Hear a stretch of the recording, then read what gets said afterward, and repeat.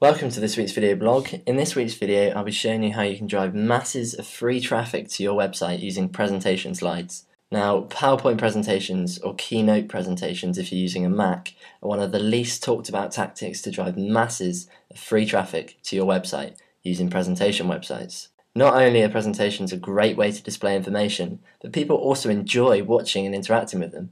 I'm even using a presentation right now to create this part of the video. So I'm going to take you through creating and uploading a content-rich presentation that's relevant to your industry or niche. Usually when people use this technique for the first time, they start freaking out about what to do a presentation about. You're probably doing the same right now, but I've got some cool techniques you can use to have an unlimited supply of fresh content for your slides. So let's take a look. So to start with, here's some things you can use to help you create the content for your presentation. I always like to start with articles that I've already written. I take the content, make some keynotes in a PowerPoint presentation, and just talk over them. And you can do exactly the same as this with blog posts.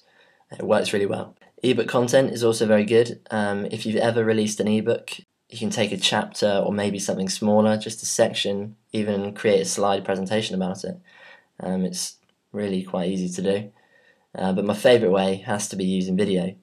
And because I use a lot of slide presentations when I'm doing videos, just like this one here, I can just upload the presentation straight after I'm done. It's pretty sexy, as I'm now getting traffic back to a website using video and a slide presentation. Instantly my content doubles. So any of these things we can turn into a presentation, and it's really simple to do. Next, there's some important things you've got to include in your presentation in order to drive traffic back to your website. I'm just going to run over these quickly, but if you get lost and you're not sure what I'm talking about, don't worry, I'm going to go through this later on an actual slide sharing website.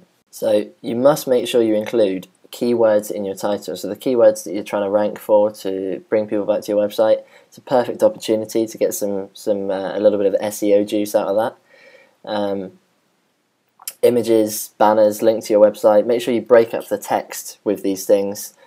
People like to click on images. If those images then link back to your website, brilliant. And text links back to your website. So if there's any words there that relate to the keywords that you're ranking for, link them back to your site. Just continuously give people a reason to come back to your website whilst reading through the slides. And the last thing is a call to action. So, at the end of the slide presentation, make sure you tell them where to go or to do something so that, it's been worth your time. So once you're happy with the presentation you've made, and you've made sure you've included relevant backlinks to your website, you need to head over to slideshare.net, and I'm just going to show you how to create an account and how to get things set up slideshare.net. So let's head over there now. Okay, so here we are on slideshare.net. Now there's a good reason that I've told you to go to SlideShare as opposed to any of the other slide sharing websites. And that's quite simply because it's the largest online presentation sharing site with an Alexa ranking of under 500, which is awesome. The site gets loads of traffic, which means lots of potential visitors to your slides, which of course in turn will lead to a whole load of traffic back to your website. So now you're on the SlideShare homepage, you need to create a free account and upload your presentation. You'll probably notice that SlideShare is pretty much hooked up to all the major social networking sites. And you'll see at the top here, just up in the top right hand corner, that you can actually sign up with your Facebook account. But in this case I'm not going to do that. I'm just going to go down to here where it says get a free account, click on that. So it's come up with the option of logging in with my Facebook account. I'm not going to do that, so I'm just going to click on create one here. So I'm just going to do that and I'll see you on the other side. Okay, so I've just had to confirm my email address. I've done that, and here we are back on the slideshare.net website. So now you've got a free account, you just need to go to upload here, and you just want to say, it's asking me whether I want to upload one or more files. Now we want to upload publicly, we don't want to keep it private because we want people to actually see this thing, right? So if you go to upload publicly, it'll open the browser for your hard drive. So basically you just then need to select your presentation. I always like to save mine as a PDF and upload it as that. The reason being, Google will rank PDFs in their search results, so I always choose PDF over any other file format if the others are given. Okay, so here's an example of somebody's slide that they've uploaded. I just wanted to use this to show you exactly what I'm talking about when I'm talking about what you need to include when uploading the presentation. So the first thing was, and I told you I'd recap on this, so the first thing was making sure that your keywords is in your header. So you can see this guy here is obviously from the Make Money Online niche here, so he's got that as the first 3 words in his title here. Okay, the next thing you've got to make sure you do is make sure your keywords are in your tags. So you can see down here this guy's put, he's got make money online free, make money online now, make money online free. And I mean, that's the type of thing that you just got to have for whatever keyword it is that you're going for. So just click back so you can see the description here as well, because this is the other thing that's important. Is to make sure you've got your keyword in the description when you're uploading. So you can see this guy here.